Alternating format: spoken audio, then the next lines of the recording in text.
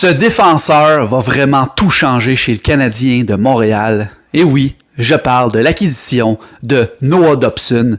Et je te dis pourquoi. C'est quand même assez incroyable quand tu penses que ce défenseur-là était disponible sur le marché des transactions. C'est quand même assez incroyable le prix qu'on a payé en plus.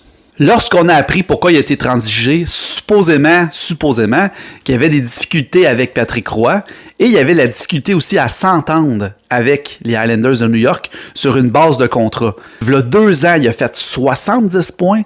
L'année passée, il en a juste fait 39, mais c'est parce qu'il ne s'entendait pas avec le système de Patrick Roy.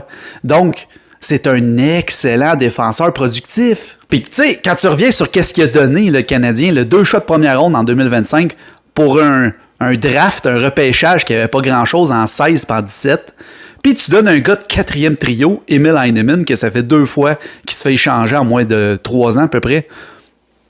Ça n'a rien coûté! Son salaire qu'il a signé, il y en a beaucoup qui vont dire que 9,5 pour 8 ans, c'est beaucoup.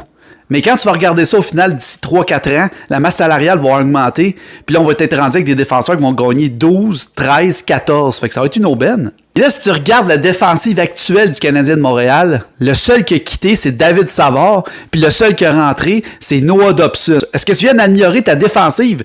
Je pense que la défensive du Canadien elle fait partie du top 5 de la Ligue. Oui, quand tu intègres un Noah Dobson dans ton équipe, là, ben, qu'est-ce que ça fait? Ça fait qu'il va y avoir plus de productivité. T'sais. Un Savard t'amener une 20aine de points par année. Dobson va t'en amener au minimum 60. Fait que là, tu as 40 points de plus. C'est soit des buts ou c'est soit des passes parce qu'il va y avoir plus de buts. Donc, plus de productivité. Le seul point que je me demande, c'est ce qu'il va faire le Hudson-Dobson comme duo ou il va y aller avec Goulet, Dobson, et par la suite, il va mettre Matheson avec Hudson à droite pour commencer la saison. Puis pour terminer, je vais te dire une dernière chose. Noah Dobson a évolué au Québec pendant ses saisons mineures dans la LHJMQ.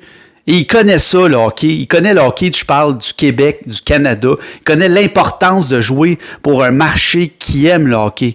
Donc, déjà là, ça, c'est un plus pour nous. Puis en plus de ça, il voulait se faire échanger, il voulait s'en aller des Islanders. Puis là, il y a une place qu'on s'entend, là, c'est pas très, très plaisant à jouer là parce qu'il n'y a pas de monde qui s'intéresse au hockey ou presque. Puis là, tu t'en vas dans une ville. Tu sais, c'est comme l'antipode, là. Donc, Noah Dobson, c'est une des meilleures acquisitions, sinon c'est pas la meilleure de Kent Hughes pour le prix qu'il a payé.